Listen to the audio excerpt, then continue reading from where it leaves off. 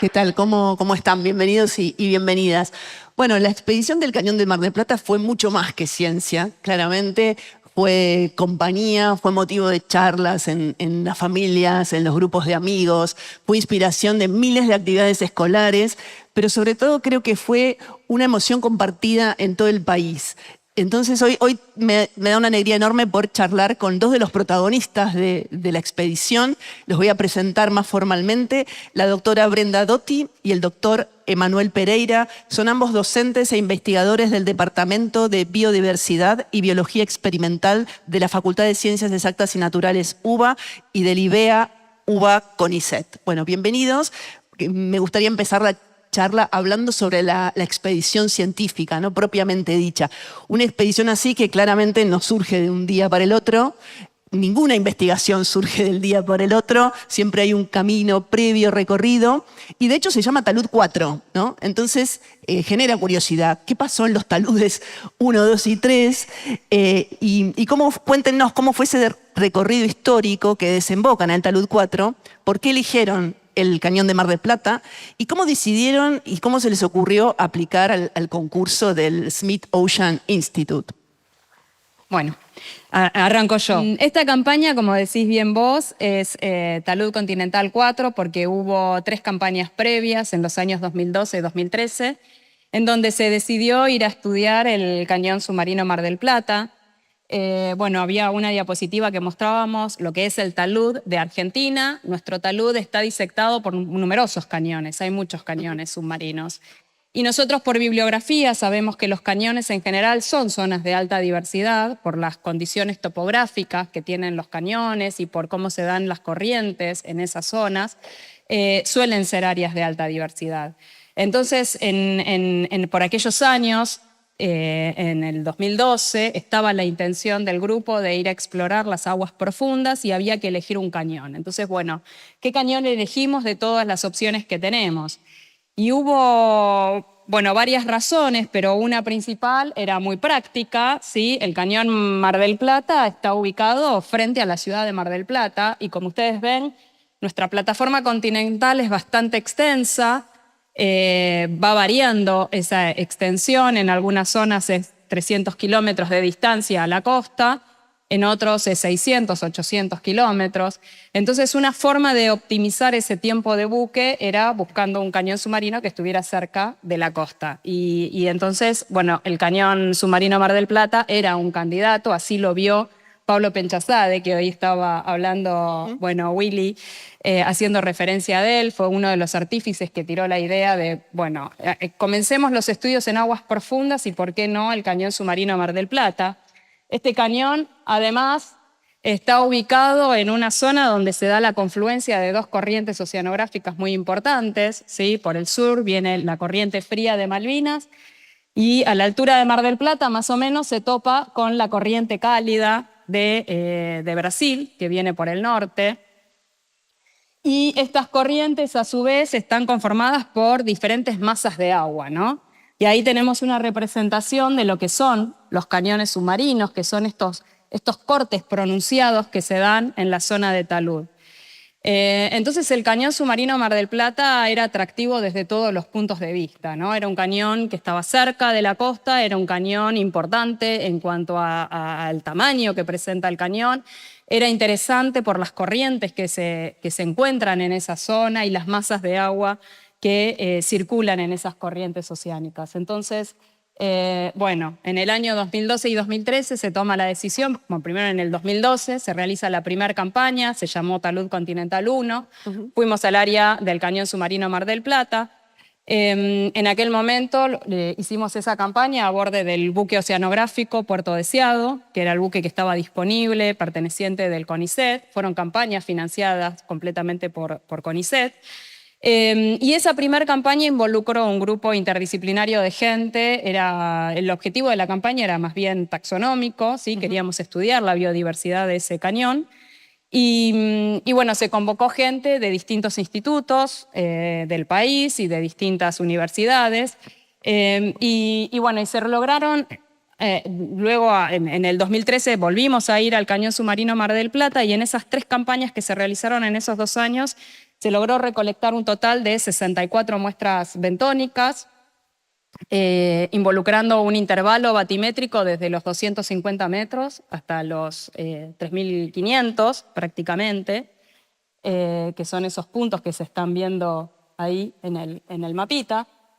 Y principalmente nuestro trabajo a bordo del buque había sido empleando redes y rastras, ¿no? La red piloto, que es como si fuera una pequeña red de pesca, y las rastras, que son como unos trineos metálicos que, bueno, que internamente tienen una bolsa que va recolectando organismos, y entonces son aparatos que se tiran en el fondo del mar, se arrastran durante un tiempo y luego se recoge ese material. Bueno, el buque Puerto Deseado es un barco que por ahí en los espacios internos del laboratorio era un poco pequeño y entonces se trabajaba mucho en la cubierta del barco, ¿no? Y se pasaban muchas horas procesando ese material. Las rastras y las redes solían venir muy cargadas de material, a veces venían dañadas, había que arreglarlas, repararlas ahí mismo arriba del buque. Y bueno, y todo ese trabajo, bueno, ahí está Daniel Laureta, que fue el actual jefe científico de esta Talud 4. En aquel momento estaba embarcado como becario doctoral. Y ahí está sosteniendo el cartel con el lance número 50, que fue el más profundo que hicimos en esa oportunidad, que estaba a aproximadamente 3.500 metros de profundidad.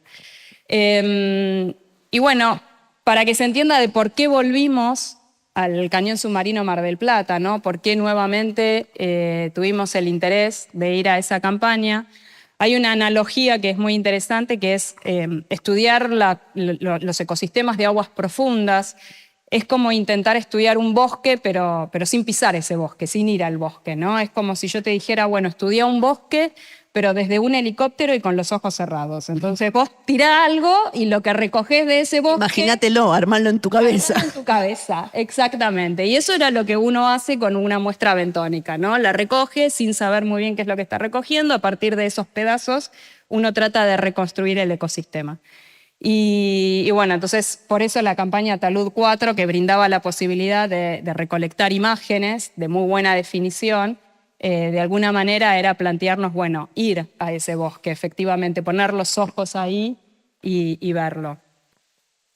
Pero bueno, nosotros con esas campañas originarias que habíamos hecho en el año 2012 y 2013, durante mucho tiempo no hubo periodo de buque, no teníamos buques a disposición. Entonces en el año 22, 10 años después de esas campañas, decidimos hacer un informe que recopilara toda la información que había surgido a partir de esas muestras, ¿no? Cada uno de nosotros en nuestros respectivos temas. Nosotros trabajamos con crustáceos peracáridos, pero bueno, a bordo del buque había gente que trabajaba con corales, con peces, con moluscos. Y cada uno de nosotros fuimos trabajando esas muestras, se fueron publicando numerosos artículos científicos, se desarrollaron seminarios de licenciatura, tesis doctorales, un montón de registros. Entonces, a los 10 años de esas campañas dijimos, ¿por qué no hacemos un informe que recopile toda esa información que estaba dispersa en distintas publicaciones?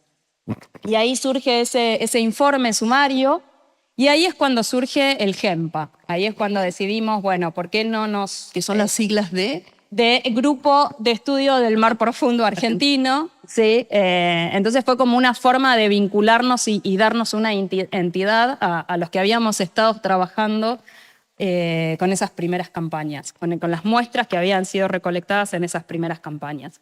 Así es como surgió el GEMPA. Entonces en el 2022 hicimos ese informe, y un año más tarde, en el 2023, observamos que la página del Schmidt Ocean postulaba este cronograma de trabajo en donde veíamos que para el año 2025 ellos tenían planeados estar navegando las aguas del Atlántico Sudoccidental.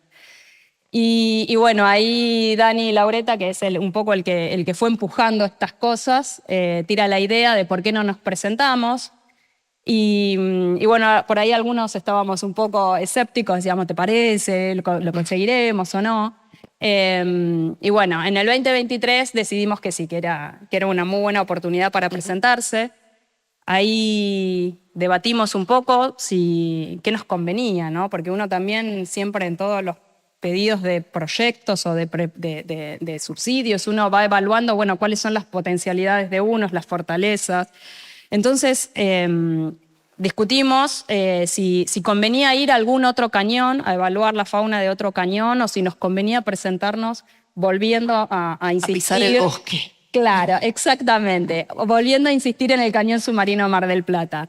Y bueno, y optamos por eso, ¿no? Optamos por eso porque el ROV nos permitía esto, nos permitía esas imágenes, ver el bosque, como darle un cierre a esos estudios que habíamos realizado en esas primeras campañas.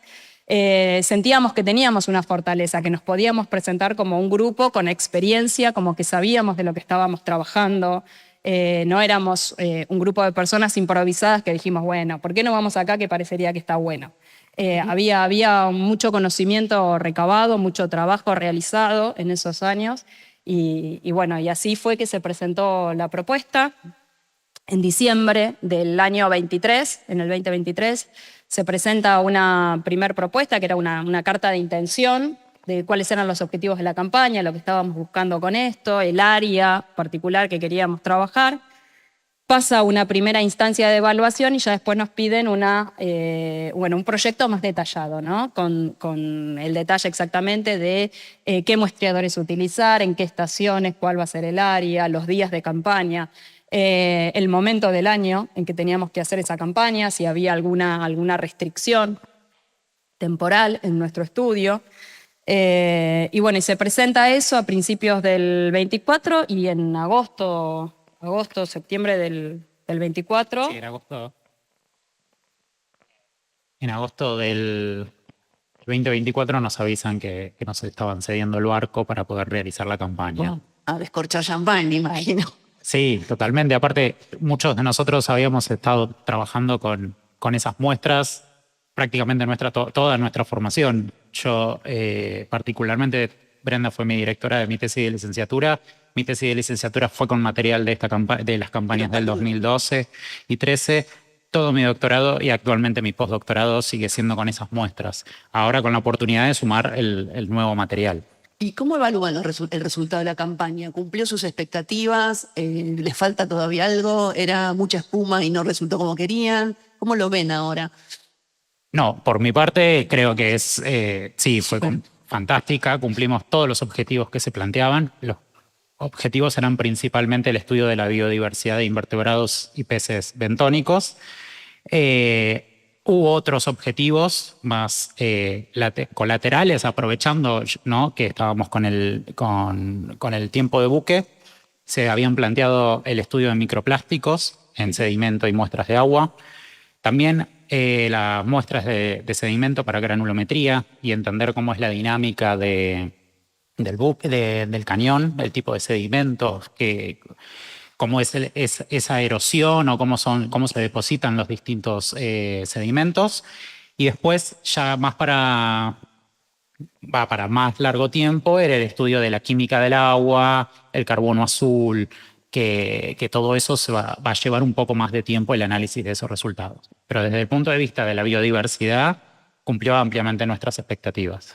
Sí, yo creo que la superó ampliamente porque, bueno, no teníamos experiencia con el muestreo del ROV y por ahí estábamos un poco reticentes, ¿no? Sabíamos que funcionaba muy bien para corales porque son animales grandes, claro, y quietos, tal cual. Entonces, bueno, era fácil de verlos y fácil de agarrarlos. ¿Y qué pasa con lo demás? ¿Qué pasa con los animales móviles? ¿Qué pasa con los pequeños crustáceos? Nosotros trabajamos con animales que son realmente pequeños, que van desde los 2-3 milímetros hasta, no sé, 1 centímetro o 10 centímetros en algunos casos. Entonces, bueno, nos proponemos, la campaña sale seleccionada, nos enteramos en agosto del 24, estaba planificada para julio del 25, así que teníamos un año para prepararnos, ¿no? Todo lo que eso implicaba. Principalmente los muestreadores que íbamos a utilizar iba a ser el ROV, que es ROV viene de las siglas Remote Operated Vehicle, es un robot sumergible que se opera desde el buque, es decir, que no es tripulado. que está equipado con muy buenas cámaras, muy buenos reflectores y tiene bastantes compartimentos como para ir recolectando muestra. Tiene 2 bracitos que permite recolectar muestras. Y otro tipo de muestreador que teníamos disponible era el Lander. El Lander es como una plataforma, ¿sí?, en donde uno puede adosar trampas. Nosotros habíamos puesto principalmente trampas para crustáceos. Los crustáceos. Exactamente. Trampas que van cebadas, ¿sí? Adentro de esas trampas se ponían cabeza de pescados o bueno, restos de comida como para hacer los tentadores. Se fueron a pescar a 4.000 metros. de Exactamente. Y ese lander, bueno, quedaba sumergido unas 12 horas y luego tenía, bueno, un sistema de boyas que sale a flote solo y el buque lo recuperaba y nosotros recuperábamos esas trampas y veíamos que recolectábamos. Pero como no teníamos mucha experiencia utilizando este tipo de muestreadores, por supuesto nosotros también llevamos los muestreadores tradicionales, exactamente. No vaya a ser que falle el robot. Claro, por la duda, ¿no? Porque uno está 3 semanas a bordo y si algo no funciona, bueno, hay que buscarle la vuelta. Ingenio argentino. Exactamente, hay que estar preparados para todo. Entonces llevamos la red piloto, llevamos la rastra le hicimos unas modificaciones acá en los talleres de la facultad, que la verdad que los chicos de herrería y secretaría técnica nos ayudaron un montón. Esos son ustedes 2. Eso somos nosotros 2 armando, porque la rastra va con toda una red interna y bueno, había que colocarla ahí arriba del buque. Y dejamos todo preparado por las dudas. Y bueno, Y la gente del barco, que es súper técnico del robot, cuando nos vieron llegar con todas esas raspas, ¿qué dijeron? Hubo muchas peleas para poder incluso llevarlas, porque ellos estaban pensando en, tienen el robo. ¿Para qué más? O sea, ¿para qué una red? ¿Para qué una Con estos rastra? trapos. Sí. Claro. ¿Les parece necesario esto? Sí. Y de hecho nos habían advertido, bueno, vamos a poner un eslabón de seguridad, es decir, que si esto se atasca o queda atrapado en alguna zona, bueno, se cortará y ustedes perderán el aparato. Dígale adiós. Y era como, ¿ustedes están dispuestos? Y era, sí, estamos dispuestos, vamos, le tenemos fe. O sea, nosotros teníamos 3 campañas ya hechas con esto y era como, no, le tenemos fe, esto va a funcionar. Esto va a funcionar. Lo viejo funciona, Juan. Claro. Lo viejo funciona, exactamente. Y bueno, y ahí fuimos. Vos en algún momento habías planteado, bueno, ¿cómo nos seleccionamos? ¿Quién Eso, porque elegía, todos no? estos son GEMPA, pero solo subieron 24. 25. En realidad todos esos son los que subieron, pero hay más GEMPAs. Hay GEMPAs que no están ahí. ¿Y quién decidió, quién fue el DT que dijo son estos 25 o 24? No, cada uno internamente en su grupo de trabajo decidía. Uno, en general... Pero todos querían ir. Sí, no? todos querían ir, pero bueno, había una disponibilidad de tiempo, ¿no? Era, bueno, ¿quién tiene disponible las 3 semanas para estar a bordo? Entonces había cuestiones familiares ahí, logísticas que había que arreglar. Y también, bueno, por grupo de trabajo uno pretendía que haya 2 o 3 personas, ¿no? Que es como lo mínimo Los para grupos poder... era de cada animal tenía su grupo. Exactamente, sí. Creo que los únicos que embarcaron con una sola persona fue el grupo de Córdoba, con las asidias, que se embarcó solo Carla. Y después la gente de La Plata. Las asidias, que son las asidias, las aguas vivas. Las papas de mar. Las papas de mar. Acá nosotros los conocemos con otros nombres. Claro, no, las papas de mar. Ah, ok. Las que a veces confundían. ¿Esa a era veces... batatita? ¿Batatita es? No, ese era el pepino. Ah, el ese era pepino, el pepino de mar. Están todas las hortalizas. Ah, está bien, está bien. Están todas. Sí. Y bueno, estaba Carla sola con sus papas de mar. Después estaba Cristina Morenea de La Plata, que ella trabaja con gusanos planos, con turbelarios. Y bueno, ella estaba sola también de su grupo. Entonces hay GEMPAs que se quedaron acá. Bueno, de nosotros estábamos nosotros 2 a bordo, pero Daniel Rocatagliata, Sofi, que son gente también de nuestro laboratorio, se quedaron acá en tierra, expectantes, esperando a que trajéramos material, básicamente. Claro. Y bueno, y las plazas son limitadas, eran 25. Bueno, Daniel Laureta había invitado ya a Santiago Herrera, que era un colega de él, que venían trabajando con corales ya desde hacía un tiempo. Y Santiago aportaba el muestreador para ADN ambiental, que también era otra de las muestras que queríamos tomar en aquel momento. Y se nos suma Johanna Weston, que en realidad ella se involucra porque el buque, el Schmidt Ocean, también abre una convocatoria a National Geographic y como que son subsidios aparte. Y esta chica se presentó a través de los concursos de National Geographic para conseguir fondos y estar embarcada en esta expedición. Bueno, cuando ella obtiene este subsidio de National Geographic, por supuesto se pone en contacto con Daniel Laureta y empiezan a pensar, bueno, qué es lo que puede hacer ella, ¿no? Si viene como invitada, como para que no haya una superposición temática o cómo poder potenciar los trabajos y hacer trabajos en cooperación. Ella estaba probando un muestreador de zooplancton y entonces, bueno, acordaron que, bueno, venía, traía todo su equipamiento, las muestras quedaban acá, pero que las procesábamos y las trabajábamos en conjunto. Y así fue como se conformó el grupo de 25 investigadores a bordo del buque. Y después en la nómina también está Pablo Penchaza, como había dicho Willy, que es el que se embarcó como artista. Estaba dentro de la nómina de la tripulación. Sí, era lindo. Al principio, bueno, no se sabía si Pablo iba a poder estar embarcado o no. Y la verdad que fue una alegría porque él había sido el artífice de estas campañas, de esta intención de muestrear el cañón submarino Mar del Plata por allá en el año 2012. Entonces, bueno, nada, él tenía todavía la energía y las ganas de participar de esto. Y bueno, y ahí estuvo muy bueno que pudiera sumarse. Bueno, hablemos de los animalitos. Todos queremos saber de los ejemplares que encontraron. Ya son parte de buzos y remeras de todos los argentinos, niños y no tan niños. Encontraron especies o situaciones que no imaginaban encontrar. En general, observaron lo que esperaban encontrar. ¿Encontraron todo lo de las campañas anteriores o alguna figurita difícil que la pudieron arrastrar con la red? Esta vez se hizo la exquisita y no apareció. ¿Cómo fue ese encuentro con la fauna? Bueno, acá en este mapa están marcadas todas las inmersiones que se realizaron finalmente. Se habían planeado muchas más, pero porque originalmente estaban planeadas inmersiones de 3-4 horas como máximo. Y se cebaron. Sí. Se cebaron ahí. Sí, una vez que estaba el robo abajo, la idea era, en algunos puntos, era ir diseñando una transecta de ir avanzando, ¿no? Empezar por el punto de mayor profundidad e ir subiendo de a poquito para poder tener registro de esa variabilidad ambiental. Pero bueno, llegó un momento que pasaban 6 horas y no habíamos avanzado en ningún punto por la cantidad de cosas que estábamos viendo y que queríamos recolectar. En cuanto a la fauna, bueno, como habíamos dicho, ya se conocía bastante de lo que había en el lugar y se pudieron recolectar ejemplares que se habían recolectado previos, pero bueno, una cosa importante para destacar es, por ejemplo, en este caso, es una estrella de mar que en las campañas del talud 2, 1 a 3, había llegado en esas condiciones. Claro, como la Venus de Milo, estaba con los brazos rotos. Llegó lo que llegó. Claro. ¿No? O sea, la rastra, la recolección de muestras empleando rastras o redes, bueno, es un poco violenta, ¿no? Uno arrastra y hay como todo un revoltijo de organismos en esa red o en esa rastra. Y llega material muy bueno, muy interesante, pero bueno, llegan estas condiciones, ¿no? Y con el ROV podíamos lograr esto, o sea, la misma especie, pero... Sí, además del ejemplar que venía en buenas condiciones, teníamos las imágenes de cómo estaba ese organismo en el fondo, en su propio ambiente.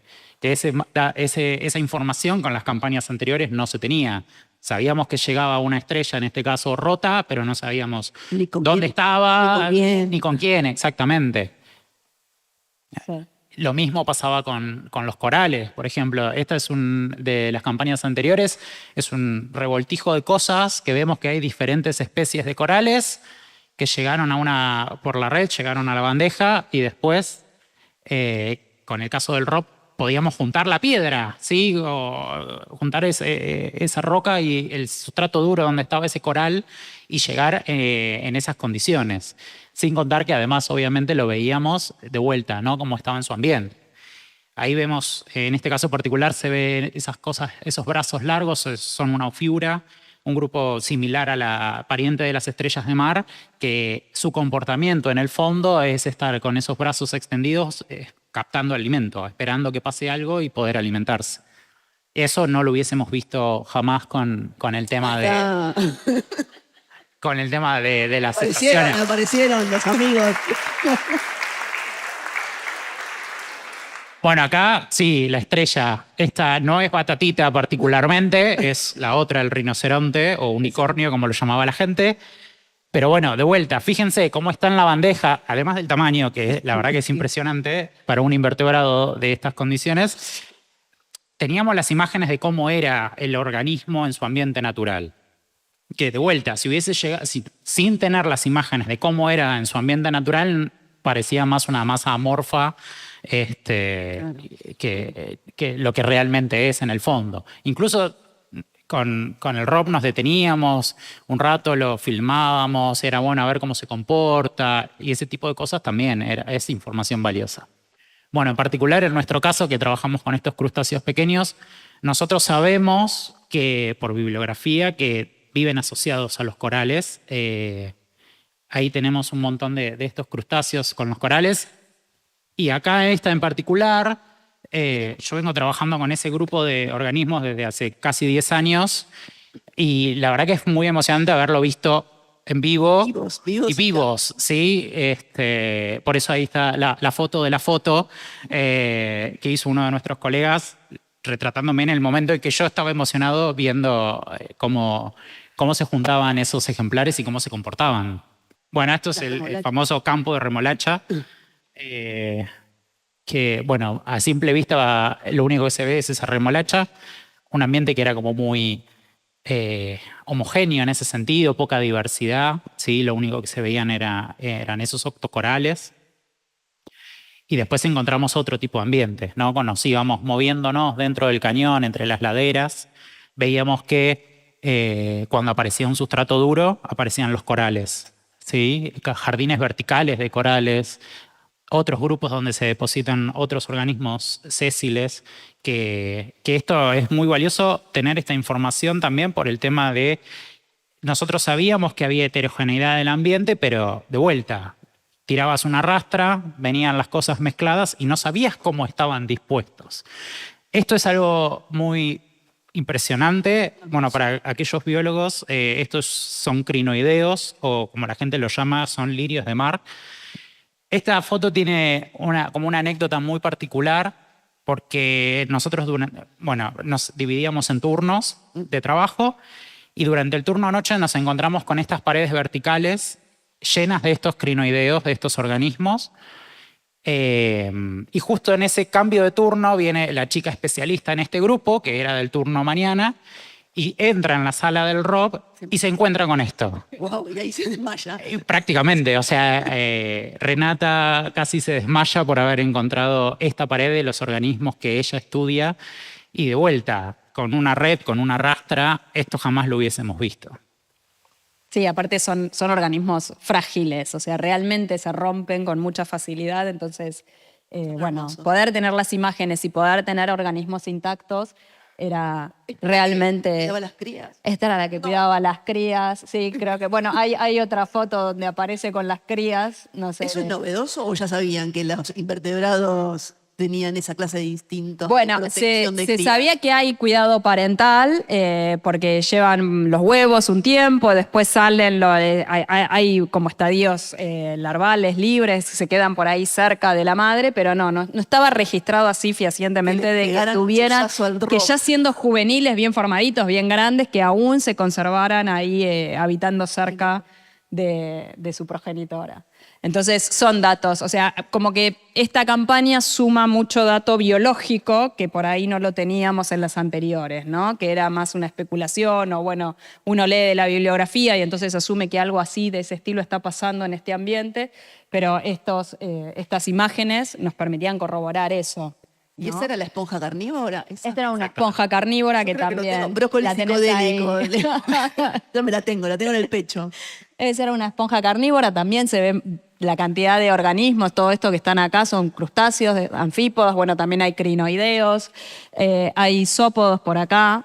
Entonces se podía ver todas esas asociaciones de distintos organismos y que a veces en esas asociaciones ocupan un lugar determinado del coral o de la esponja, no es que se ponen aleatoriamente. Entonces esto, bueno, requiere de un análisis, ¿no? Ahora nosotros, a partir de todas las estaciones e inmersiones que hicimos, tenemos un total de 220 horas de filmación, que, bueno, hay que también procesar. Hay que volver a revisar, hay que procesar todo ese material. De las filmaciones, ¿ustedes pueden hacer medidas con algún programa, con alguna cosa? pueden tomar mediciones y cuantificar cosas. Sí, exactamente. El ROV te daba la posibilidad de, bueno, encender unos láseres que tiene, que se veían en la pantalla como 2 puntitos verdes. Esos 2 puntitos verdes son una escala que estima 10 centímetros de distancia. Y entonces, bueno, conociendo esa distancia y conociendo los metros que se fue avanzando con el ROV, uno puede hacer una estimación del área barrida y contar la cantidad de ejemplares que se están viendo de una determinada especie, el tamaño de estructuras, el tamaño de organismos. Sí, se pueden ir haciendo ese tipo de estimaciones. Y de hecho, las vamos a tener que hacer. Sí, es una de las tantas cosas que hay para hacer. Bueno, ahí se ve el lander en una de las inmersiones que hicimos con el ROV. Justo pasamos cerca de donde había quedado depositado el lander, entonces pasamos y filmamos para ver qué pasaba, qué se veía. Y bueno, las imágenes que obtuvimos de los animales en su ambiente natural son impresionantes, la verdad, con muy buena nitidez. Bueno, ahí se ven los 2 puntitos, ¿no? Ahí se están viendo, este puntito verde y este acá, esa es la escala. Esos son 10 centímetros. Entonces, a partir de ahí uno ya puede empezar a hacer estimaciones. Ahí va, ahí está la cuevita. Estaba bueno ver eso también en el ambiente, en cada recoveco, cada espacio que se formaba. Aparecían decápodos, langostas, a veces cangrejos, a veces langostillas. Siempre estaban ahí como aprovechando esos microambientes que se daban en determinados lugares. Y bueno, los corales siempre fue como también, ¿no? Lo más llamativo por sus colores, por sus formas. La gente, bueno, le llevó un tiempo entender que eran animales, que no se trataba de plantas, que en estos ambientes de aguas profundas no hay fotosíntesis, la luz no llega, entonces no hay algas. Y que todos estos animales, bueno, no todos, pero la gran mayoría se sustentan gracias a esa nieve marina, ¿no? A esas partículas que se veían constantemente cayendo desde la columna de agua. Y algo que nos sorprendía mucho era esto, ¿no? Cómo cambiaba el aspecto de un lugar a otro, ¿no? De repente estábamos en la ladera norte y veíamos, bueno, una pared de roca llena de corales. De repente nos íbamos a la ladera sur y veíamos esta pared llena de crinoideos y ese cambio de ambiente de un lugar al otro, que uno lo suponía porque lo leía de la bibliografía. Bueno, hay heterogeneidad ambiental y los organismos van cambiando. Tenemos, bueno, un trabajo donde justamente analizábamos cómo cambiaba la diversidad en función de la profundidad. Y bueno, de repente verlo fue como impresionante para todos nosotros que veníamos trabajando con esto desde ya hacía rato. No sé, acá hay como muestras así, fotos tomadas al azar para mostrar un poco. ¿Con qué criterio, esto también se lo preguntó la gente, ¿no? ¿Con qué criterio decidían qué animal capturaban, qué animal dejaban? Digo, ¿cómo surgió la decisión de capturemos amarillín, por ejemplo? Bueno, eso dependía mucho del taxónomo responsable de ese grupo. Ese taxónomo sabía, de las campañas previas, decía, bueno, este es el listado de especies que conozco, de los ejemplares que tengo. En función de los estudios que esa persona había realizado o no, era la idea de contar. La estrella. Bueno, acá está la estrella que finalmente fue siendo la mascota de la campaña. En este caso particular, el taxónomo a bordo, encargado de que estudia las estrellas, ya tenía ejemplares de esta especie. En particular habían salido ejemplares en buen estado de conservación. Entonces, en este caso particular, Patricio no se colectó. Quedó en el fondo. Sigue con sus glúteos de ahí abajo. Se quedó en el fondo porque la decisión del experto fue, ya tengo ejemplares de esa especie, es una especie conocida. Como, bueno, ya está, dejémoslo tranquilo. Pero bueno, ese era básicamente el criterio, ¿sí? Tener idea, caía en el responsable del grupo, ese ejemplar lo tengo, ese ejemplar no lo tengo. Bueno, y acá tenemos muestras, fotos de cómo venían. Esto es cuando una vez que el ROV subía a superficie, al buque, cómo trabajábamos, cómo se sacaban las muestras del ROV, se ponían en bandejas y se empezaba a repartir entre los distintos responsables de cada grupo. todos ejemplos. Claro, acá. sí, ejemplo. Estos son los crustáceos con los que nosotros trabajamos particularmente, bueno, excepto el de arriba, que es un pantópodo, no es un crustáceo, pero Y ahora estos los tenemos acá en el ¿dónde- laboratorio. Eso que les iba a preguntar, ¿dónde están los ejemplares y cómo sigue la investigación ahora en tierra? ¿Qué, no sé, hacen muestras genómicas, morfológicas? Sí, ¿Cómo nosotros sigue? trabajamos principalmente con estudios morfológicos detallados, pero también hacemos estudios moleculares, así que todas las muestras que recolectamos, por lo menos para nosotros, para los crustáceos peracáridas, las fijamos en alcohol 96 y las tenemos acá en el laboratorio. Las tenemos a modo de préstamo, ¿sí? Porque la idea es que todo este material, una vez que esté estudiado y publicado, sea depositado en la colección de invertebrados del Museo Argentino de Ciencias Naturales, Bernardino Rivadavia. Los museos nacionales en general albergan colecciones científicas, que es el repositorio y es la forma que los taxónomos tenemos de, bueno, permitir que lo que hacemos sea reproducible, ¿no? La ciencia busca eso todo el tiempo, uno por algo detalla en las publicaciones el material y método y lo que hizo, lo que observó. Y bueno, una forma que tenemos los taxónomos de asegurarnos esa posibilidad de reproducir lo que hacemos es dejando los ejemplares preservados en una colección científica. Así que todo lo que va a ser estudiado, bueno, nos va a llevar un tiempo, obviamente, no va a ser automático, pero finalmente, una vez que sale la publicación, el material siempre se termina depositando en las colecciones científicas del museo. Sí, esto va a llevar muchos años. Imagínense que yo todavía estoy trabajando con muestras de las campañas anteriores, entonces es un trabajo a muy largo plazo. Probablemente el procesamiento de estas muestras, desde las distintas aristas para trabajar, desde la morfología, desde la genómica, desde la diversidad, mirando los videos, desde la ecología, mínimo creo que 10 años tenemos ¿Y de ustedes trabajo. están conformes con lo que recolectaron en el sentido de que, bueno, ya tenemos muestreado suficientemente bien el cañón de Mar del Plata o puede haber un talud 5 que vuelva al cañón? Yo creo que ya estamos. Ya con el talud 4, ayer lo escuchábamos a Daniel Laureta contando esto cuando estuvo en el Senado, que con esto creo que ya este cañón ya está como lo bastante bien muestreado y conocido. O sea, sumando, ¿no?, las 3 campañas anteriores, más todo el material que venga de esta campaña. Este en particular tiene además toda la información de las imágenes, que eso también es lo más valioso, pero él decía que ya eventualmente en una próxima campaña iríamos a otros cañones. Más que nada para poder empezar a comparar, porque los cañones son muy heterogéneos y no necesariamente las especies que están en el cañón Mar del Plata puedan llegar a estar en otros cañones submarinos. Incluso él idealizaba que si le diesen una única oportunidad, iría a un cañón lo más al sur posible. Entonces, para poder tener la comparación del norte de la plataforma del talud argentino con un cañón del sur de Argentina y poder realizar la comparación. Así que creo que ya... Bueno, esperamos ansiosos el talud 5.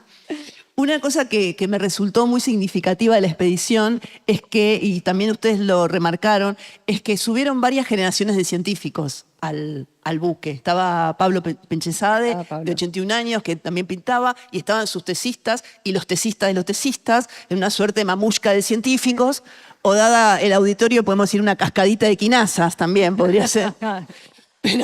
Pero digo, eso habla de muchas cosas, habla de mucha historia, construyendo conocimiento en comunidad, habla de pasiones compartidas y transmitidas, y sobre todo habla de un país que apostó a la ciencia y la tecnología, ¿no?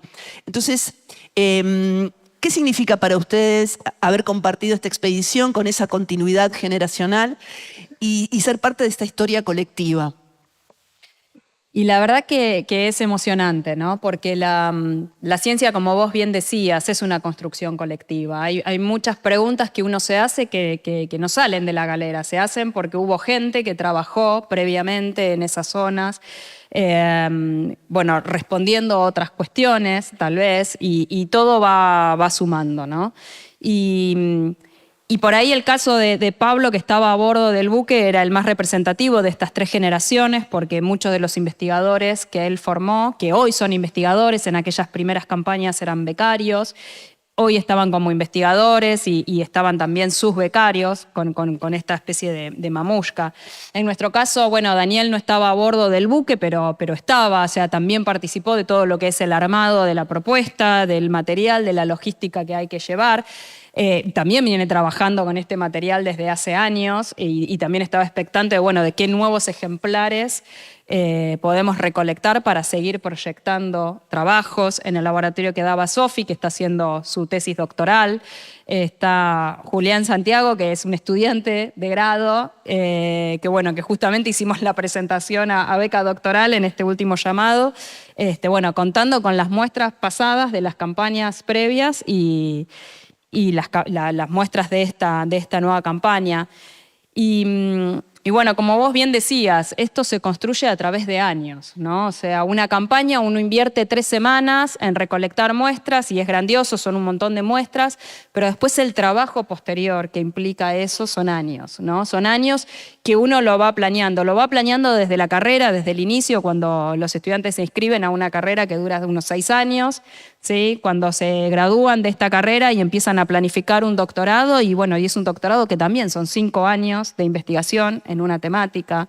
Entonces sabemos que los plazos que lleva la ciencia son largos y requieren de un sostenimiento, ¿no? Un sostenimiento en cuanto a directores que formen gente y demás, y también a recursos, por supuesto, ¿no? Y equipamiento y demás. Entonces, no son solo voluntades, no son solo buenas voluntades, sino que es un proceso planificado, estudiado, basado en los conocimientos previos y siempre tratando de responder preguntas nuevas y de ir alentando a las nuevas generaciones a que, se sumen a esta aventura. No solo la del barco, sino todo lo demás, ¿no? Lo que viene en el laboratorio, que por ahí no es tan simpático después.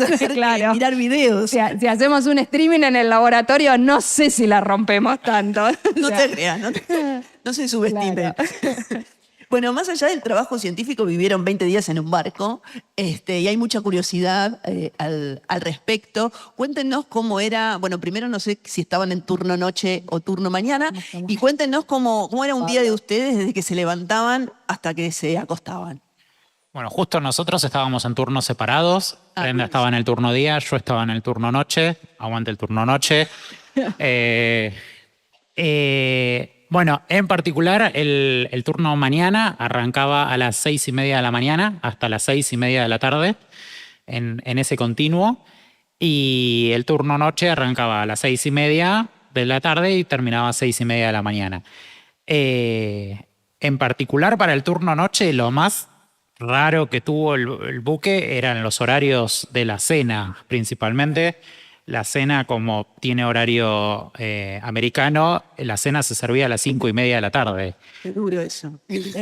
Nosotros estábamos calentando agua para el mate cuando había que estar cenando y nosotros, el turno noche, 6:30 de la tarde, terminaba de almorzar y tenía que tirar hasta las 6:30 de la mañana. Después descubrimos ¿Pero que... había algo para picotear en el medio? Sí, la cocina del buque tenía muchísimo... Descubrimos la heladera de los fiambres y entonces salían tostadas tipo a las 2 de la mañana. Acá tenemos fotos ese es el cocinero, Greg, algunas fotos de la cocina. Pero eso era en cuanto a los horarios de trabajo y los de comida. Pero después, la idea originalmente era 12 horas de trabajo, 12 horas de descanso. Eso nunca ocurría porque la transmisión era incontinuo, ¿sí? La inmersión, si había que hacer cambio de turno, cambiábamos de turno y por lo general, dependiendo qué tan impresionante era lo que estaba... 4 horas estaba bajo el ROP. Sí, el ROP bajaba y estaba el tiempo que nosotros decidíamos. Entonces, muchas veces era, me tengo que ir a dormir, pero lo que está ocurriendo en la pantalla está buenísimo, no me puedo ir a dormir todavía o quiero ver algo de lo que está ocurriendo. ¿Y si estaba durmiendo alguien, el especialista iba y lo despertaban? ¡Despertate! Dependiendo del grupo. Sí. Dependiendo del grupo, tenían... La idea, como nosotros estuvimos separados, los otros investigadores también estaban separados en turnos. En líneas generales siempre había uno representando el grupo justamente para que ocurra esto, pero en el caso de que si estaba solo y se tenía que ir a dormir, tenía la orden, le había dado la orden a alguien, despertame si aparece tal esto porque lo quiero ir a ver. O estar en el momento de cuando el Rob subía arriba, también para todo este procesamiento posterior y estar dando una mano al resto. Ahí sí, medio que no había una distinción de turnos. Era, bueno, el Rob subió, viene todo este material, vamos todos a trabajar, independientemente del turno. Sí. Así que, bueno, ese era como un momento crítico, ¿no? Porque mientras el Rob estaba abajo en el agua, se respetaban los turnos, más allá de la emoción que uno pudiera tener y querer estar para no perderse de nada. En cada uno de los camarotes igual también había un televisor que podía prender y veías lo mismo que se veía, sí. En el comedor también había monitores y uno mientras estaba cenando o desayunando, almorzando, veías lo que estaba pasando en el Rob si es que estaba abajo. Entonces como que siempre habían ojos ahí puestos en la pantalla y siempre se escuchaba a alguien que salía corriendo para dar aviso o con el celular, agarren eso. Eso pasaba todo el tiempo. Y cuando el Rob venía a la superficie, sí, ese era un momento crítico en el que todos teníamos que estar ahí disponibles. Porque también había poco tiempo entre una estación y otra, ¿no? De navegación. Y entonces uno tenía que vaciar todos los compartimentos del Rob, procesarlos, dejarlo listo para que después el Rob quede en condiciones de volver a bajar.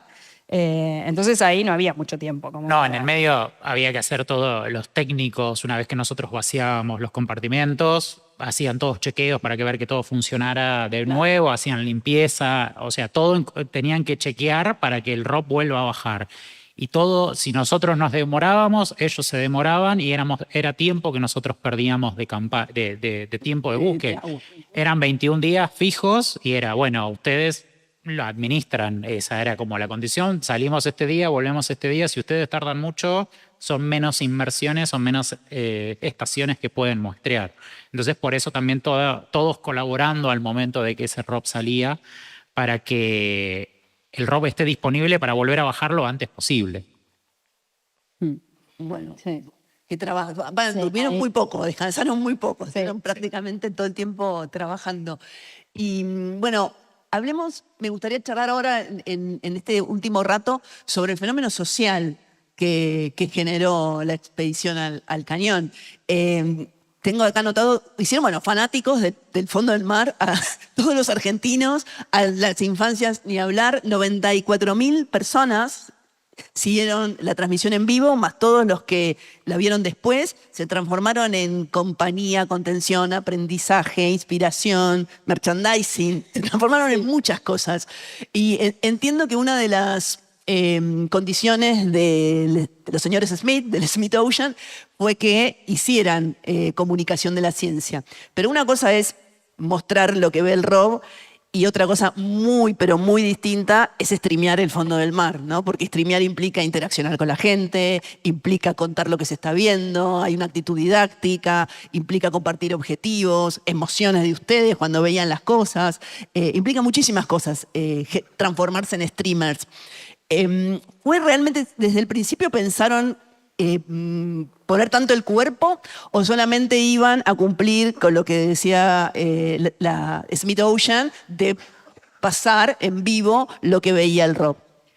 Bueno, como decías, eso es política de Smith Ocean, que todas las inmersiones que ellos hacen se transmiten en vivo. Incluso creo que hace 12, 13 años que vienen haciendo esto y están todas las inmersiones disponibles. Entonces eso era parte del proyecto, la parte de comunicación. En particular, para mencionar un poquito, también hubo dentro del programa, había un evento que se llamaba Ship to Shore, que era conexión con colegios. Esto también era parte de la divulgación que ellos proponían. Bueno, esto estuvo pactado previo con algunos colegios muy puntuales, porque era, como habíamos dicho, o sea, nadie esperaba arriba del barco esta difusión que se logró. Entonces era, bueno, me conecto con colegios del colegio de mis hijos, el colegio de mi amigo, E incluso hubo propuestas en algunos colegios que fue, bueno, mirá, va a estar esto, y era como, sí, suena interesante, pero nunca completaron el formulario, y era como... Poca visión. Sí, tal cual. Entonces, bueno, esto estaba dentro de una de las actividades que estaban planeadas dentro de la parte de difusión. Esto por un lado. Y después teníamos, bueno, lo que se hacía por YouTube, que también en su momento era, nosotros sabíamos que esto se hacía de esa manera, y creo que nosotros originalmente era, bueno, busquemos, a ver, incluso las primeras inmersiones les preguntamos cuánto era el récord de gente conectada, como argentinos queremos ganar en todo. Entonces era, bueno, ¿cuánto era el récord? Creo que conectadas al mismo momento eran 800, 900 personas. Le pasaron el trapo. Nosotros dijimos, bueno, si le mandamos el link de la inversión...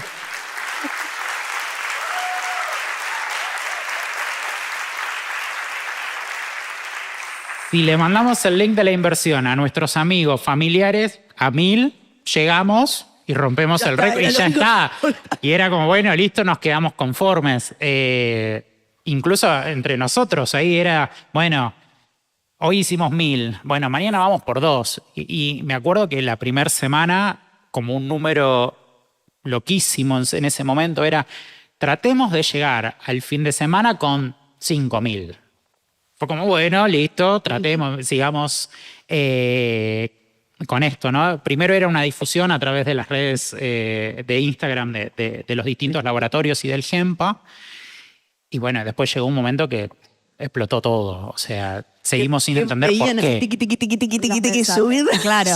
Eso es algo interesante que vos estabas diciendo, ¿no? Esto de cómo se convirtieron en streamer. O sea, no, ni siquiera sabía lo que era la definición de un streamer. O sea, no sé qué hace un streamer. Claro. De repente estábamos ahí y nos dijeron, bueno, pueden o no interactuar con la gente, eso que daba libertad. Primero nos habían dicho, ojo, que los micrófonos son muy sensibles, tengan cuidado con lo que dicen porque todo se escucha. Entonces, no griten, no aplaudan. No griten, no aplaudan, porque los pilotos que manejan el ROV tienen que estar concentrados, muy atentos. Entonces hablen lo mínimo posible, pero si quieren interactuar con la gente, interactúen. Entonces, en las primeras inmersiones por ahí estábamos un poco rígidos y no participábamos mucho o comentábamos lo mínimo necesario. Pero veíamos que la gente se iba conectando, que cada vez era más la gente que se conectaba, que hacía comentarios, que hacía preguntas, que quería saber qué era lo que estábamos viendo, que por qué había tantas plantas ahí abajo si no había luz. Entonces había que comentar, no, bueno, no son plantas, son corales. Y empezamos así como con un poco de didáctica a tratar de explicar lo que estábamos haciendo, de por qué recolectábamos lo que recolectábamos. Y también fuimos ganando como confianza con los pilotos que manejaban el ROV y entonces ya los pedidos y los planteos de lo que queríamos recolectar también eran distintos, ¿no? Y era más como un desafío de, bueno, ¿te animás a agarrar la langosta? ¿Te animás con ese pez? Y ellos se enganchaban también y se divertían. Entonces, bueno, había festejo cada vez que se lograba agarrar una langosta o un pececito, era, bueno, una alegría enorme, aplausos, gritos y la gente que mandaba corazones y todos participaban y como que se fue dando naturalmente, no es que lo planificamos, no lo teníamos en la cabeza en lo más mínimo, pero bueno, se fue dando. Que nuestro trabajo, sabiendo que íbamos a estar con el ROV, era estar mirando las pantallas. O sea, ese era nuestro trabajo. O sea, el ROV estaba abajo, teníamos un científico que era el que se comunicaba con los pilotos, que era el que le daba indicaciones de junta eso, avanzá, filmá, detenete, y el resto era mirar. En la transmisión solo se veía una cámara, pero el ROV está equipado con varias, más arriba, hacia abajo, en los laterales. Entonces nosotros configurábamos esas pantallas para ver las distintas cámaras.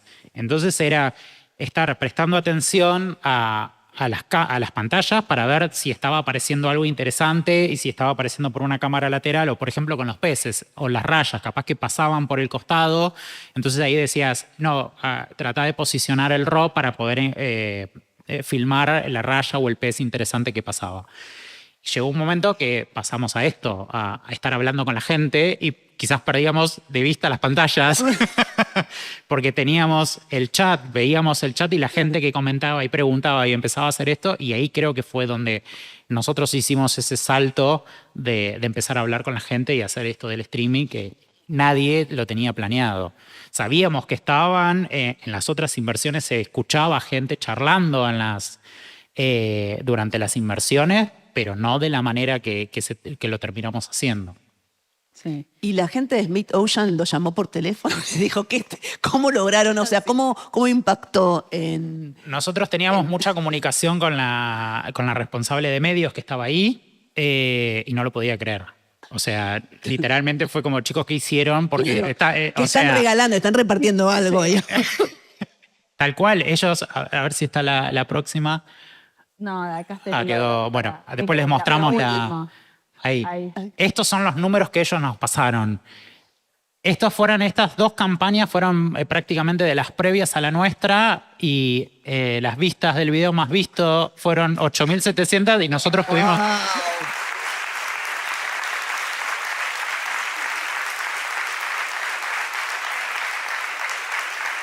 Impresionante. Me acuerdo que el último día, Sofía, que era la técnica de la parte de medios, transmitió estos números y nadie en la tripulación lo podía creer. O sea, ni siquiera nosotros, porque casi 12 millones de visualizaciones totales y las anteriores habían tenido 80.000. La verdad que eso fue una locura. Ellos también en algún momento en el perfil de Instagram de ellos se volvieron a presentar. Porque dijeron, creo que si no, los dueños del rock. Nosotros. Si no me equivoco, la publicación decía, dado al impacto social que hemos tenido en Argentina, nosotros somos el Smith Ocean y se describían de vuelta. Eso sí, la verdad que... Y creo que fue en la última inversión donde el técnico, el responsable de los laboratorios, una vez que el Rob estaba subiendo, después de la última inversión, tuvo unas palabras diciendo que él hacía 13 años que trabajaba con el Smith Ocean haciendo esto que se hizo y nunca había visto el fanatismo que se había despertado en la sociedad por este tipo de actividades, que para ellos es de vuelta, es normal, de todos los días. Y lo dijo públicamente en uno de los videos. Que en última instancia lo que busca es eso, ¿no? Que la gente entienda lo que son las profundidades oceánicas, la diversidad de animales que hay, la vida que hay en estos ambientes y el compromiso, o generar por lo menos en la sociedad en general un compromiso de, cuidemos esto porque es el ambiente más extenso del planeta y es vulnerable y es muy rico en cuanto a diversidad y demás. Entonces, un poco ellos promueven justamente eso, ¿no? Con la transmisión de las inmersiones, lo que buscan es concientizar a la gente de la importancia de los ecosistemas marinos de aguas profundas. Bueno, estarían chochos los señores de Smith, estarían chochos. Sí, creo que lo logramos. Y lo que se logró en la sociedad, bueno, nada, los dibujos... ¿Por qué creen que pegó tanto la campaña del cañón? Y es difícil. Yo creo que deben ser varias cosas. Probablemente algún sociólogo lo pueda explicar mejor que nosotros. Creo que hay una mezcla de todo. Creo que en parte salió ese nacionalismo que solemos tener, ¿no? Mucha gente que decía, uy, esa es nuestra fauna, esa es nuestra riqueza, es lo que tenemos en nuestro mar. Mucha gente de Mar del Plata hablando de eso, está en nuestro mar, ¿no? Que está a 300 kilómetros de Mar del Plata, pero no importa, lo tomaban como propio, claro. Pero era propio, era de ellos. Creo que eso, por un lado. Por otro lado, un poco, bueno, yo creo que la sociedad argentina tiene un respeto grande por lo que es la ciencia en este país, por lo que son los investigadores. Y entonces ahí se daba la discusión de, no, bueno, todo esto se puede hacer gracias al capital privado. Y entonces nosotros tratábamos de explicar desde nuestro lugar, decir, bueno, acá hay una inversión privada, por supuesto, que es muy importante y es fuerte, pero esta inversión no es casual, no es que vienen a ver qué pasa acá. O sea, se hace la inversión porque hay un equipo de gente que se viene preparando desde hace muchos años. Hay investigadores formados con mucha trayectoria en investigación y todos esos investigadores los tenés gracias a que hay una universidad pública que también los forma, ¿no? Entonces, cuando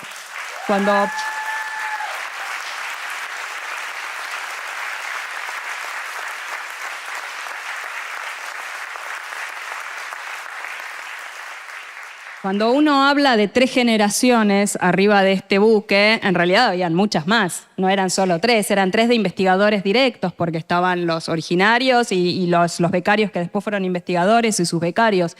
Pero también hay millones de docentes que pasaron por nuestras vidas y que nos fueron formando en esta facultad y en otras también, porque hemos hecho cursos de posgrado en otras universidades. Entonces hay una inversión del Estado que es realmente muy fuerte y es muy sostenida en el tiempo para que esto se pueda dar, para que un privado vea esta zona y diga, che, sí, vale la pena invertir plata acá y en hacer esto, ¿no? Porque no es casual, no es magia, no es que de repente fuimos unos iluminados y dijimos, uy, qué copado, mirá si hacemos esto. O sea, había una trayectoria fuerte desde todos los aspectos, ¿no? Y después creo que otra cosa que también incluso lo veíamos nosotros en el chat era que nosotros no hablamos de lo que no sabemos. O sea, creo que eso también se vio últimamente, hay como mucho de cualquiera habla de cualquier cosa. Sí. Entonces, y a nosotros nos pasaba, bueno, me acuerdo mucho de uno de los chicos de Mar del Plata que aparecía un decapo de un cangrejo, por ejemplo, una langosta, y automáticamente primero venía a la sala del ROP y decía, traten de agarrarlo si pueden. Era rápido. Claro, y después se sentaba y hablaba sobre ese cangrejo, ponele, o esa langosta. Y si él leía alguna pregunta o después aparecía otro ejemplar de otro grupo completamente diferente, por ejemplo un pulpo o un molusco o un equinodermo, decía, bueno, ahora los dejo con fulanito que es el que sabe de esa temática. Creo que eso también ayudó a esto, ¿no? Que ver eso de que cada uno es como habla de lo que sabe o de lo que puede y sin hablar sobre lo demás. Creo que eso también ayudó. Y después había como una cuestión cotidiana nuestra de, bueno, a veces estábamos ahí en la sala del ROP tomando mate y entonces había esta como familiaridad, ¿no? Que de repente, ¡ay, están tomando mate! Al final. Entonces era como que son argentinos, te das cuenta que son argentinos, están ahí, son nuestros también. Creo que estaba ese sentido de pertenencia de todo, ¿no? De nosotros como investigadores, de la ciencia, de las universidades, de la fauna, de nuestra riqueza. Creo que la gente también lo sintió muy propio, ¿no? Como que todo eso de alguna manera les pertenecía. Muy genuino y muy auténtico. Y les pertenece, efectivamente, ¿no? Porque somos un producto de esta sociedad que invierte y que decide tener una universidad pública y un instituto y un centro de investigación como el CONICET, digamos. Y nosotros como GEMPA también tratábamos de demostrar eso, de que éramos un grupo federal, un grupo formado por investigadores de distintas universidades, involucrando varias provincias, porque había gente de Córdoba, bueno, de Madrid, de Chubut, también de Buenos Aires éramos unos cuantos, pero no solo de Cava, había gente de La Plata, de Mar del Plata, bueno, gente de Ushuaia. Entonces, como que tratábamos de mostrar también eso, ¿no? Que éramos un grupo federal formado por universidades públicas, haciendo ciencia en el país y para el país, digamos. Entonces creo que de alguna manera eso prendió en la gente también. Uh-huh. Y bueno, acá estaba mostrando un poco los dibujos de los chicos que nos empezaron a llegar. Esto, cuando empezó a llegar eso, fue como mucha emoción. La verdad sí, eso le iba a preguntar de todo lo que pasó alrededor de la expedición. ¿Qué fue lo que más los conmovió? Yo creo que los dibujos de los chicos y chicas y el interés por querer ser científico. Había niños jugando, nos llegaban de repente videitos de chicos jugando a explorar, a ser científico que exploraba el océano profundo. O alguien me mandó un podcast de un chico haciendo, bueno, jugando como que hacían una entrevista a científicos de por qué están muestreando eso y explicaban y daban sus razones de por qué estábamos haciendo lo que hacíamos. Eso no sé, eso medio como que se nos caía de cada tanto un lagrimón de esto, sí, conmovía. Sí, realmente era muy conmovedor. Bueno, los dibujos, las actividades en las escuelas, el merchandising que empezó a surgir de repente, ¿no? Activaron la economía. Haciendo tortas, remeras, la estrella que apareció en todos lados y la estrella como símbolo de lucha también, ¿no? Que fue surgiendo con esto de, bueno, reivindiquemos la ciencia de una buena vez. Sí.